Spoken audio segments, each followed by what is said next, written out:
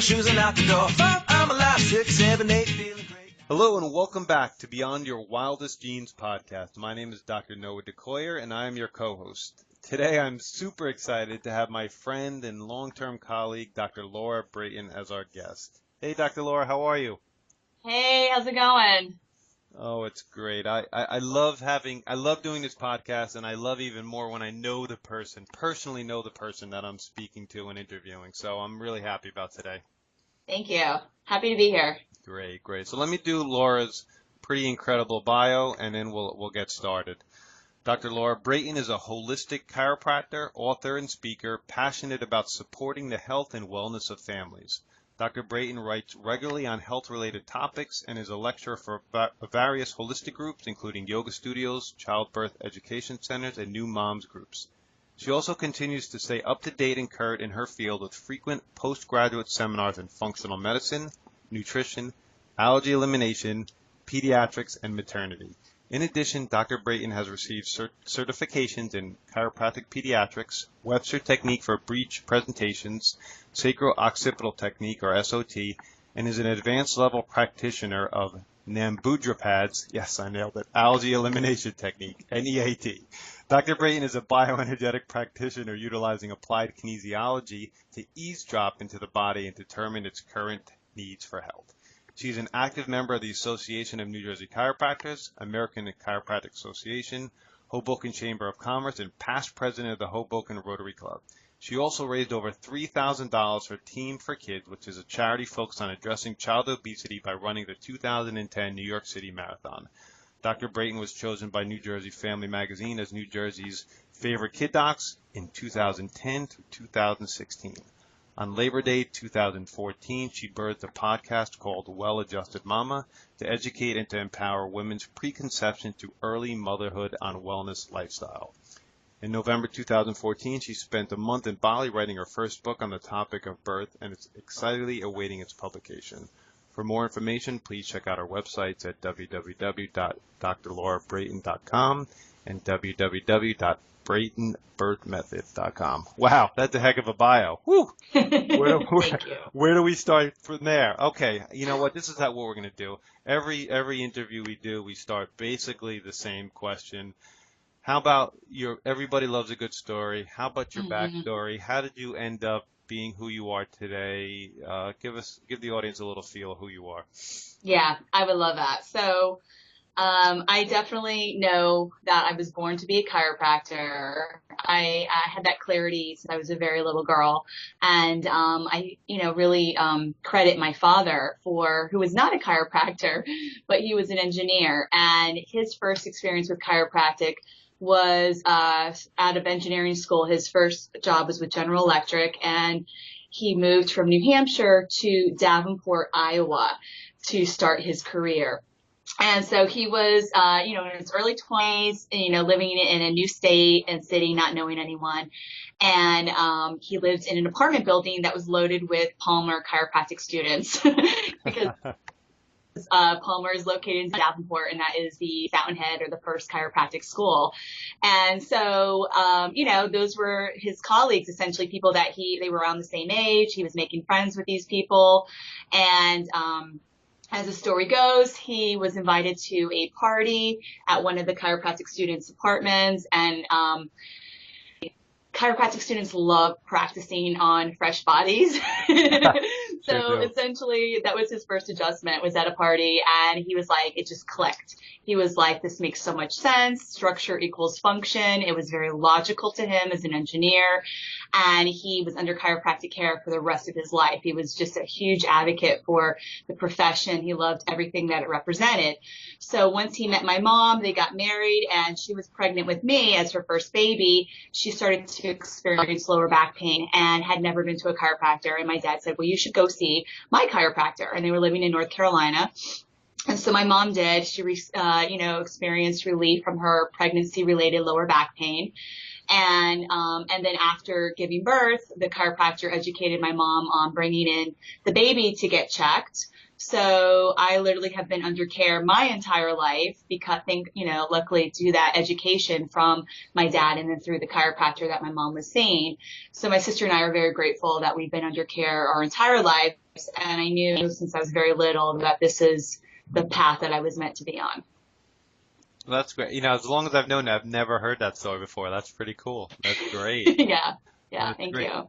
And why did you decide what chiropractic school to go to, or when did you know you were going to be a chiropractor? No, I knew when I was 12 years old. I mean, I had Yeah, to, I knew so I got you beat there. I knew when I was about 5 there you go. that I wanted to be a chiropractor. And once again, my dad was a big influence in my life. And it's funny, actually, speaking to some chiropractors, they're kind of shocked that no one else in my family is a chiropractor because, as chiropractors know, a lot of times it's kind of like in the family, right? But in a lot of ways, my dad was like a chiropractor. He didn't actually go to school. He didn't become a chiropractor, but he just really resonated with the profession and was a huge advocate, referred so many people to the chiropractors that he would see over the years, depending on where we lived. And like my entire family was under care because of him. So that was kind of my path. And it was interesting. When I was in college, I went to the University of North Carolina, Chapel Hill, go Heels.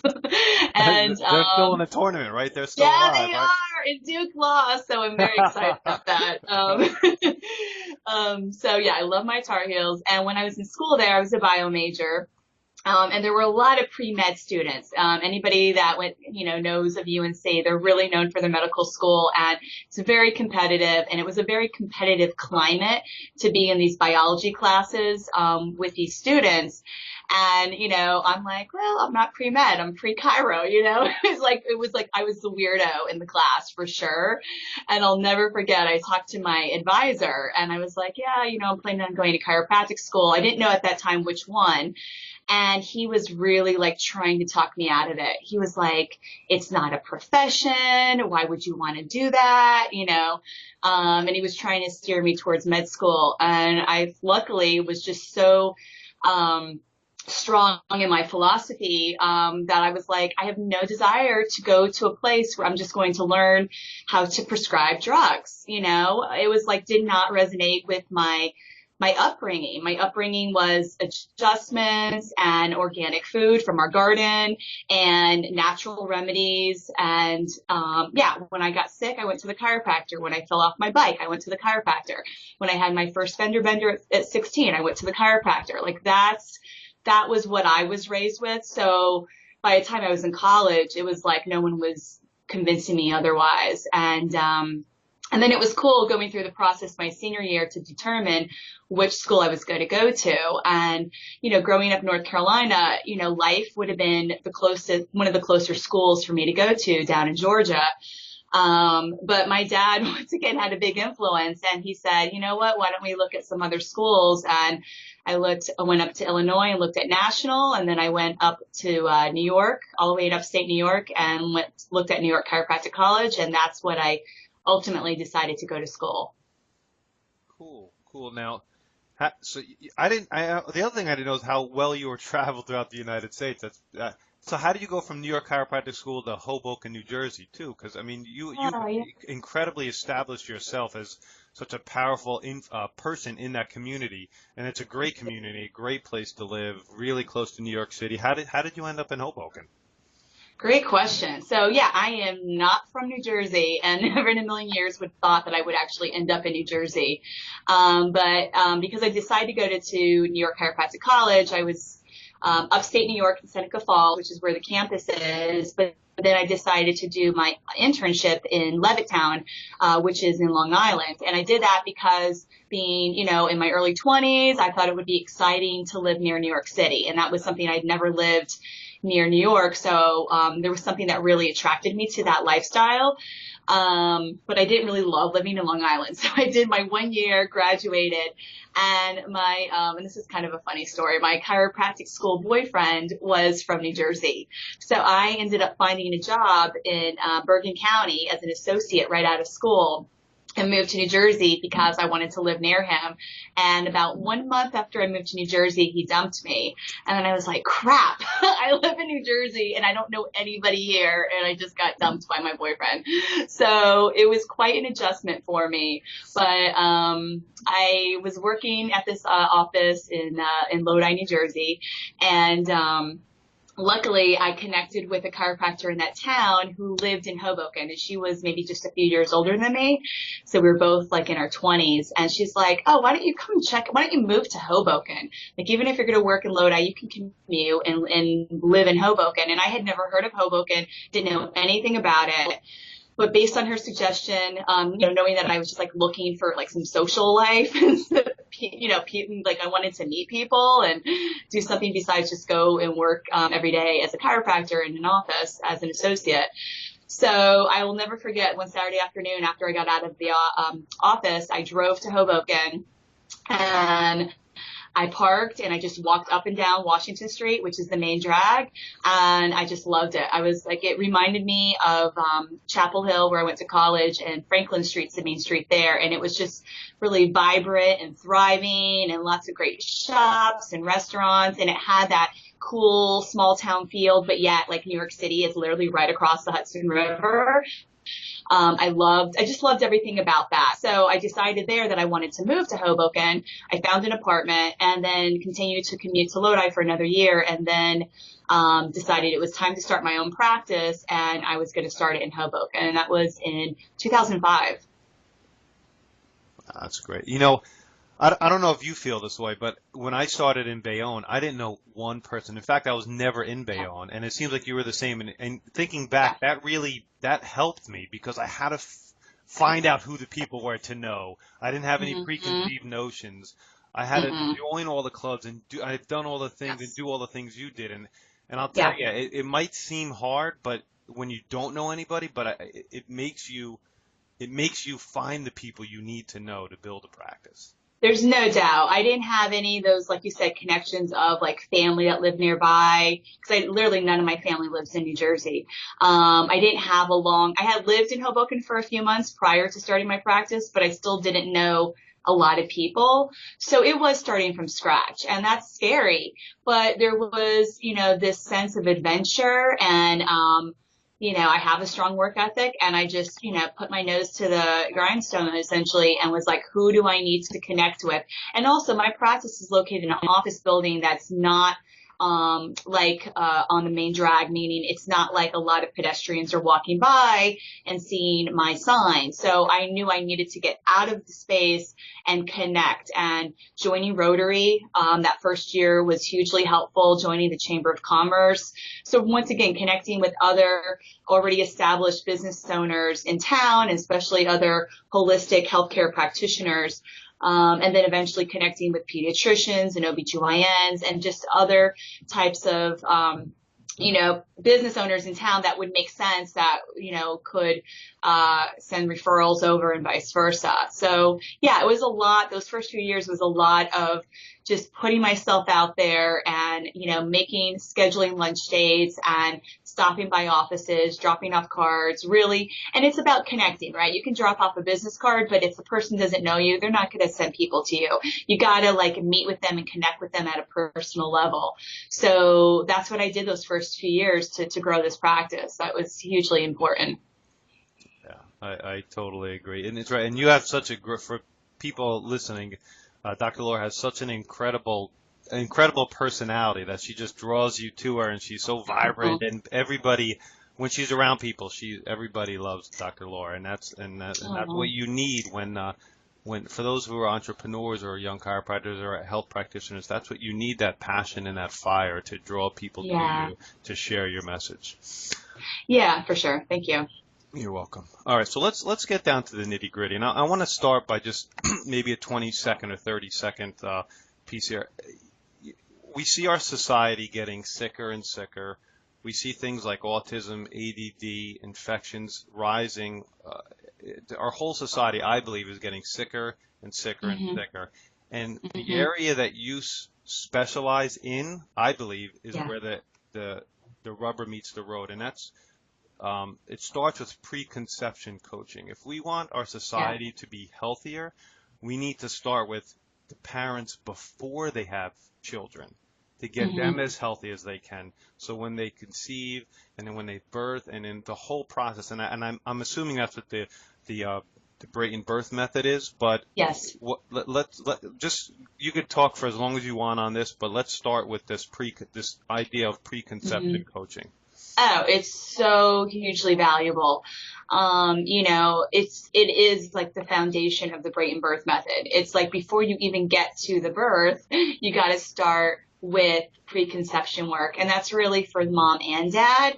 Right. I think there's also kind of a misconception that only women need to focus on fertility, and that certainly they are the vessel, carrying this baby and creating this baby, but genetics are coming from mom and dad. So there's 50% responsibility for dad to clean up his act as well prior to conception.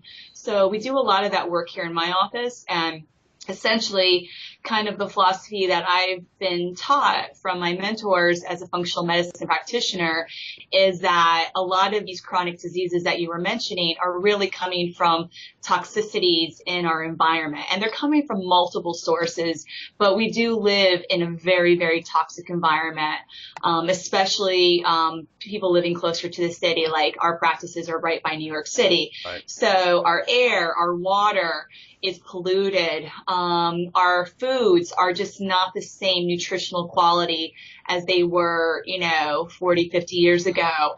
We have to be aware of genetically modified foods, which are not labeled. So we have to have, we really have to do our due diligence as consumers and be very educated about everything we purchase regarding food. We want to avoid packaged foods that are just full of chemicals. We want to be really aware of our skincare products that can also be totally loaded with chemicals that weren't even available, 10, 20, 30 years ago. There's just new chemicals being created every day and being put into our system, whether it's through food or something topically we put on our skin or something that we're breathing. So we just tend to be very toxic. And so we have to be smart about making really good choices about all of that, and especially if you're looking to start a family. And in addition to, and I recommend the Environmental Working Group website, ewg.org.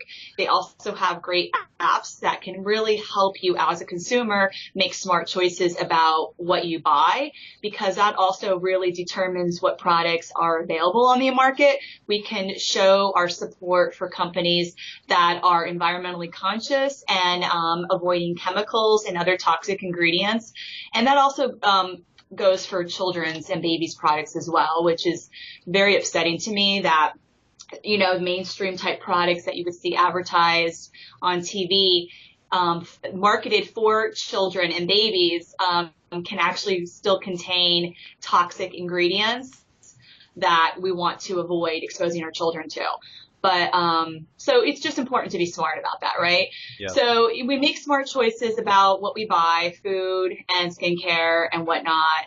But we also still just have to detox. So even as a smart consumer doing the best that we can to stay clean, we're still going to be exposed to chemicals. We just can't avoid it completely. So that's where in my office we do ideally a 6-month detox preconception, and that would be for mom and dad. And it really involves just cleaning out the liver, the kidneys, and the GI system, because those are our main pathways of detox and elimination in the body. And so there's a lot we can use naturally to clean out the person's system and support them, in addition to eating a healthy modified elimination diet that's organic and clean and doesn't contain antibiotics and hormones and pesticides and other types of, chemicals like that. So eating a clean diet alone, unfortunately, is really not enough from what I find to detox our bodies. Unfortunately, it should be, but it's not. And that's where bringing in some, functional medicine type products. In my office, I work with some companies that make like functional food that's like a high quality vegan protein that has other ingredients that are super powerful and antioxidants to help detox the body. And then in certain circumstances, I also might bring in some homeopathics as well as herbal remedies. And so kind of bringing them all together on an individual basis, depending on what that patient's body's needs, to help clean their system out. And it also is really important for regulating hormones. And also what we find is the pollution in our environment has a lot of xenoestrogens, which are synthetic estrogens. They're found in plastics and in other sources, and that can really screw up a neuroendocrine system, especially for women, and create fertility challenges and difficulty getting pregnant. So we want to really get that neuroendocrine system balanced, manage stress levels, and clean out the chemicals and toxins from the body. Well said. How about stress reduction, exercise? Do you go through the stuff like that as well? Oh yeah, it's full lifestyle. And that's the cool thing with working with a holistic chiropractor is we focus first on the chiropractic adjustment, right? Like we understand that this is the biggest gift that we have to give to a patient is to align their spine and any other joints in their body, but specifically the spinal joints, which are impacting the function of that person's nervous system. So by getting someone in alignment and adjusted, we know that their nervous system functions optimally, which really controls the entire system of the body. And that also impacts fertility. So I've had patients that literally just were getting chiropractic adjustments, and let's say they were already doing IVF, so we couldn't go in and do a whole detox with them. They kind of came to me a little bit later in the game, and we were looking just to get pregnant, and just getting them adjusted help to create a successful pregnancy. Yes. So, which is really cool, right? Yeah. So, but in addition to chiropractic adjustments, holistic chiropractors are looking at lifestyle, and that does include, in addition to the detox and diet that I already mentioned, it does certainly incorporate stress management tools. So in my office, I recommend doing meditation, and there's a lot of different ways to do that. For the average person who doesn't have an existing meditation practice, I recommend using an app, and there's a couple different great apps out there. I really love Infinite Abundance, which is from Deepak Chopra, but there's a few other ones out there too. And you can set the timer for however much time you have available for that day. It could be 5 minutes or it could be 30 minutes, and it could be adjustable. And, but scheduling that time at least 5 minutes every single day to just sit quiet and clear your mind, it's so hugely grounding and so hugely helpful just to turn off that overrunning conscious mind that's just like trying to multitask and get 5,000 things done at once, and it creates a lot of stress within the body. Exercise is also great for stress management, but it's also hugely important for the strength of the musculoskeletal system, right, as well as the cardiovascular system. So we want to make sure from a preconception perspective that the body is physically in a really good place prior to getting pregnant. And I do have women that continue with their workouts throughout pregnancy because they established a routine exercise regimen prior, so they're able to maintain pretty much that same level of intensity with their exercises all the way up through towards the end of the pregnancy. And only, maybe those last couple months, they start to back down the intensity level.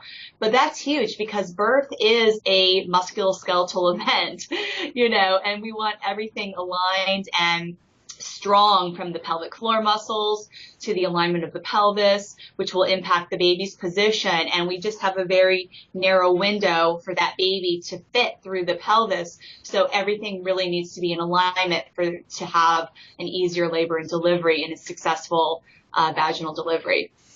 I agree. So let's talk about that pelvic sacral alignment.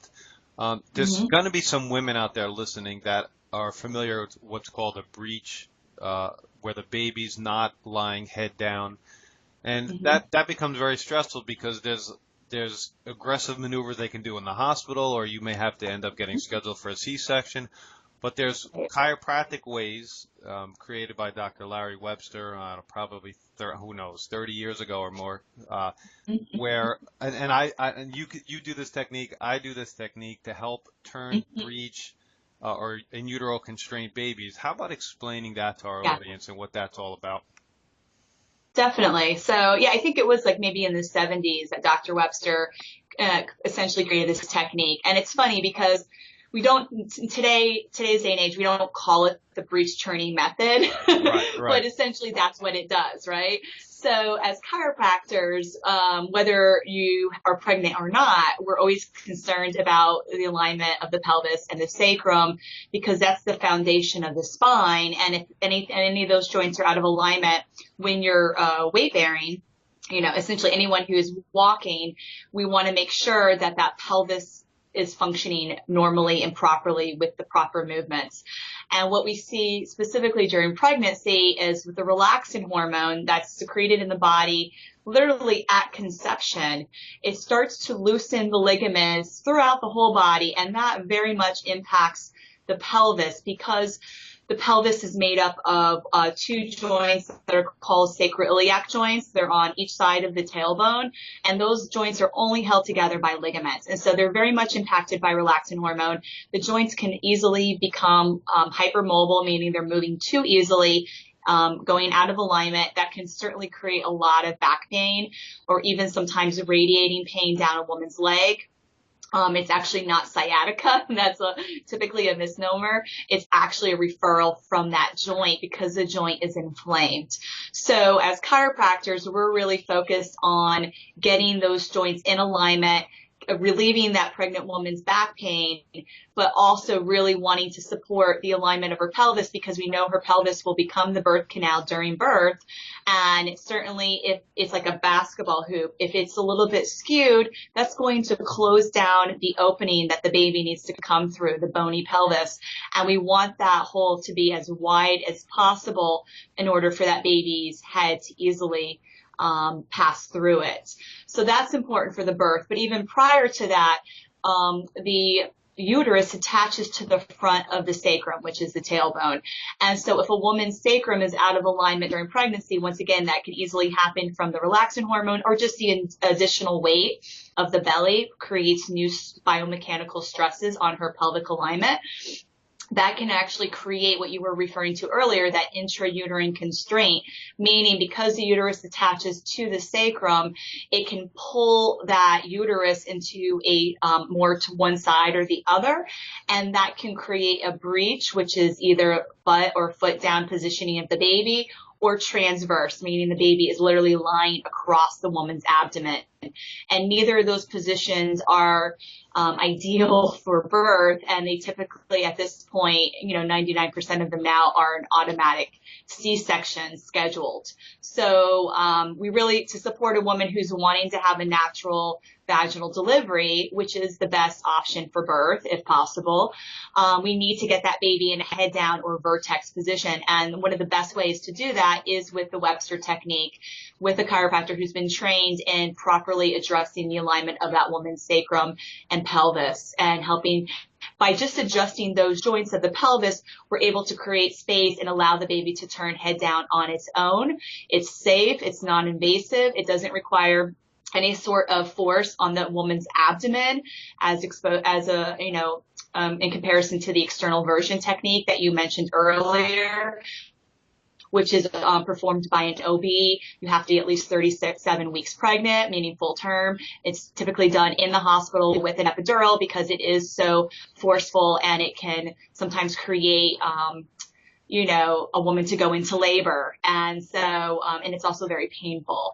So it's really ideal if your baby is not head down to certainly try the Webster technique first with a Webster certified chiropractor. You can find those at the website, ICPA4kids.org. The International Chiropractic Pediatric Association. They list the chiropractors in your community that are Webster certified. And I also do in my office recommend acupuncture as well to help babies that are not head down. Interesting. We have an acupuncturist in our office, and I never thought of that. That's interesting. Okay, I'll have to look into that as well. Mm-hmm. Great. Oh yeah. Okay, so let's. This is something I'm interested in: postpartum care for the mother chiropractically. Mm-hmm. Oh yeah.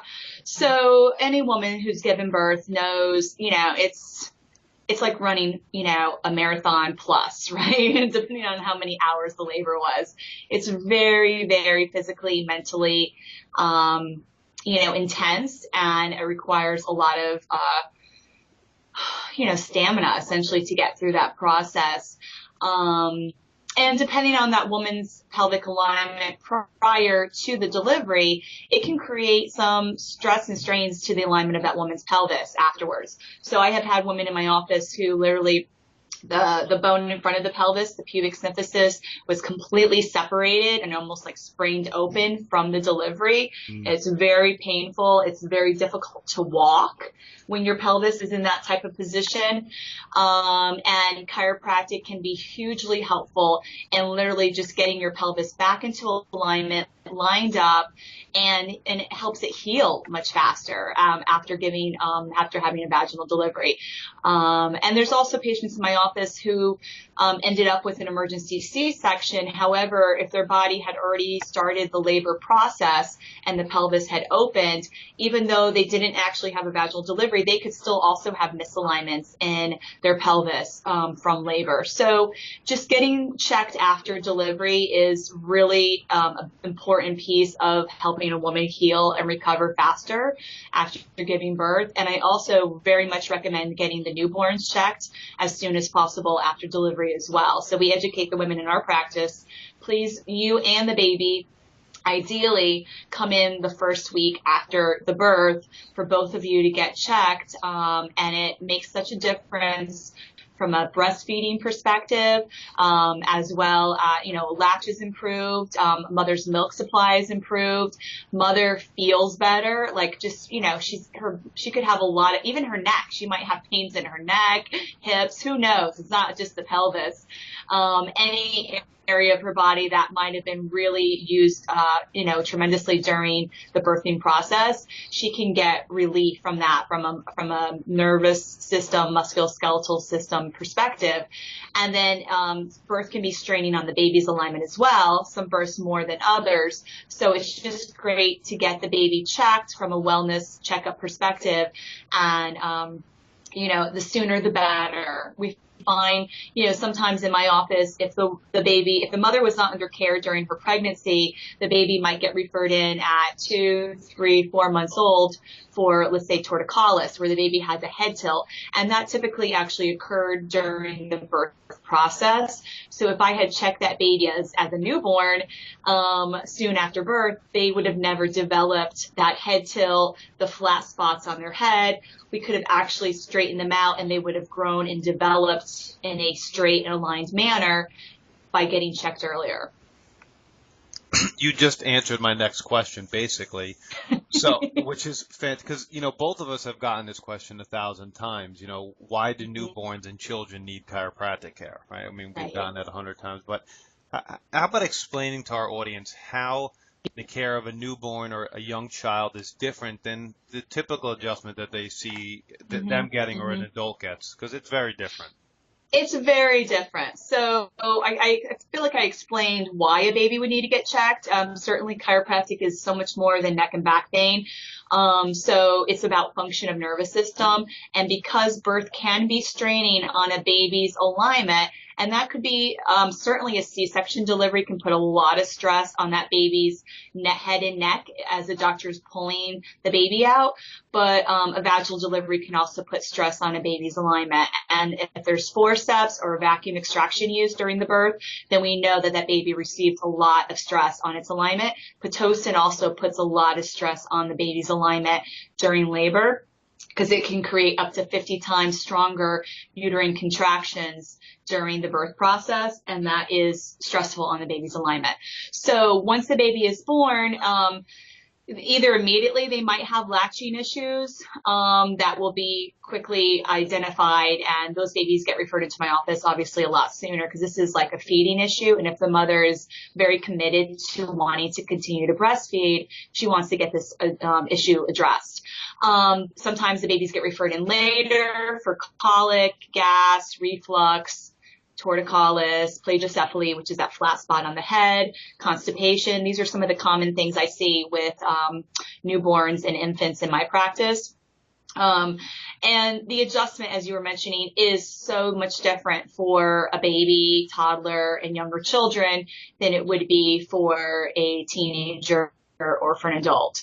It obviously is modified for the size of the patient. So when I'm adjusting, a 7-pound newborn, my touch is super gentle and light, and it essentially kind of looks more like I'm massaging the spine in certain segments or working on the head as well with the cranial alignment. And it's very light force because of the size of the baby. And their ligaments are also super loose those first few years. So it's just, there's no audibles, there's no cracking or popping, and but it's the same purpose. It's aligning the spine, the cranium. If there's a TMJ issue or other plates of the skull that might be out of alignment, those can all be corrected through a chiropractic adjustment, but just in a very gentle way. So especially in my office, the newborns, they typically sleep through their adjustments, which shows how gentle they are. If there is a latching issue, I might have to go in the baby's mouth and do a little bit of work, and they don't always love that part, but it's about releasing any restriction with the tongue. And also I do a lot of work with babies after like post frenectomy. If they needed to get a tongue tie release or a lip tie release, then getting that type of cranial adjusting really benefits that procedure as well. And then as children get older, the adjustment will obviously be modified for their size. So if they're 2, 3 years old or whatnot, there might be a little bit of audibles, but it's still a much gentler adjustment. It does not hurt. And that's just the whole thing. Chiropractors that are trained in adjusting pediatrics, once again, you can find them on the ICPA website. We modify our adjustments for the size of the patient. Well said, well said. Now, is there, it's funny, people ask me all the time, like if they're going somewhere, they're moving, or if they have a family member in another state, like, how do I find a chiropractor in another state? And if I don't have any direct referral, the first thing I tell them is find a chiropractor that sees kids. Yeah. If you find a chiropractor that sees kids, that, their intention is in the right direction, which is, maximizing the function of the nervous system, maximizing the health of the spine. And I don't know, I mean, I tell everybody that's my litmus test for finding a chiropractor where if you don't know who to look for or how to look for one. Yeah, I agree with that. A family wellness chiropractor tends to, which is what the practice that we have here. So we do see men here, some dads come in, but the majority of our patients are pre-postnatal women and young children. Most of the children in our office are actually under the age of 5. And I think that's just part of the demographic of the community in Hoboken where I'm located. It seems like once the kids are school age, a lot of the families tend to move out to the suburbs. But they love living here when the babies are young because it's very stroller friendly. There's lots of areas to walk around this 1 square mile town with your stroller, and it's great for socialization for new moms to be able to connect and not feel so isolated. So that's what we see here. But yes, if a family is moving to another state, I just once again refer them to the ICPA website. And I feel really confident with the members that are listed there. They might have their Webster certification. They also might have their pediatric certification, like I do.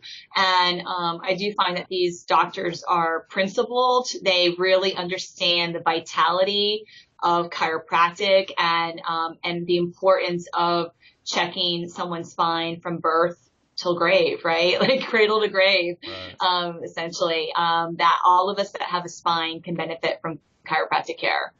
Cool. Now, did we miss anything regarding the Brayton birth method?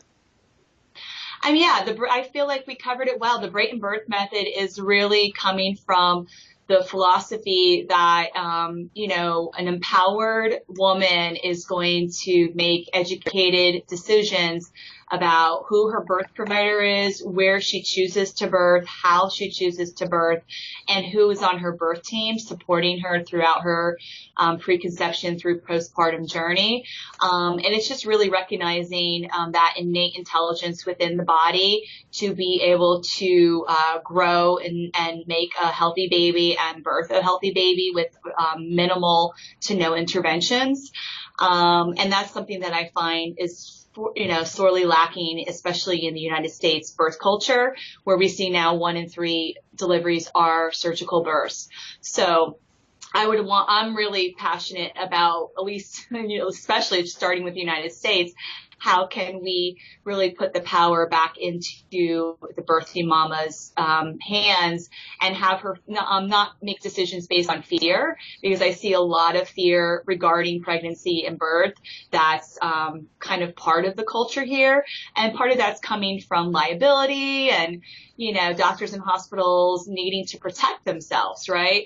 But Yep. it does come from fear. And fear is really not the best place to make decisions. So that's what I'd like to bring an awareness to women, that you don't have to make choices based on fear. You make them based on science and facts. And that's, honestly, that is part of the beauty of the internet. I know there's some crazy stuff out there, but it really can give you a lot of information and education if you go to the right resources.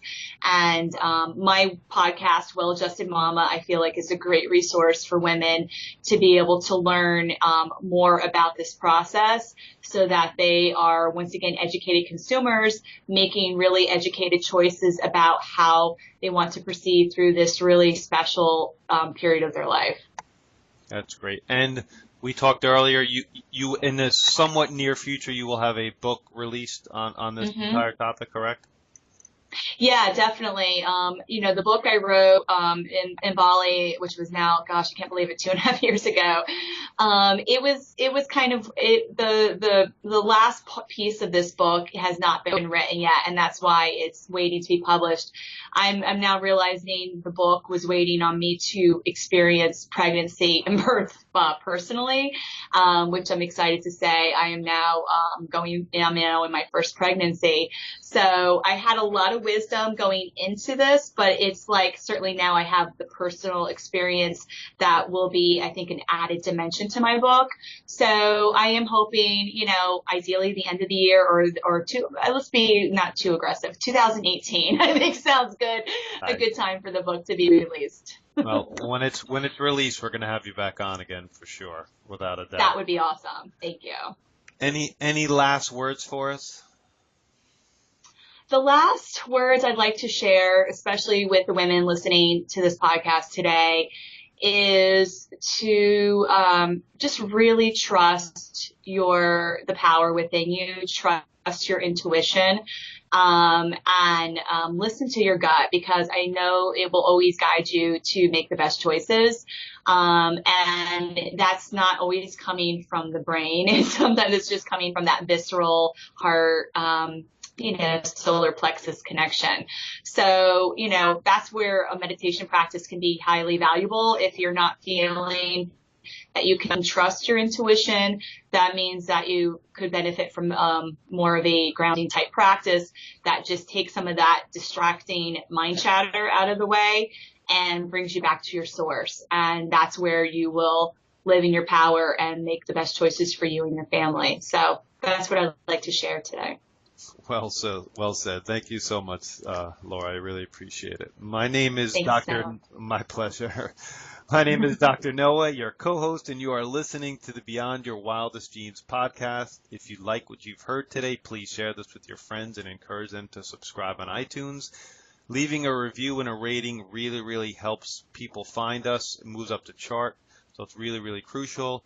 Correct me if I'm wrong, Dr. Laura. You're going to post once we release this podcast. You're going to release this on your podcast as well. Yes, I would love to get this on Well Adjusted Mama as well. Yeah, that'll be a great cross promotional for both of our podcasts. That'll be fantastic, and you can subscribe to our incredible weekly email at www.beyondyourwildestgenes.com.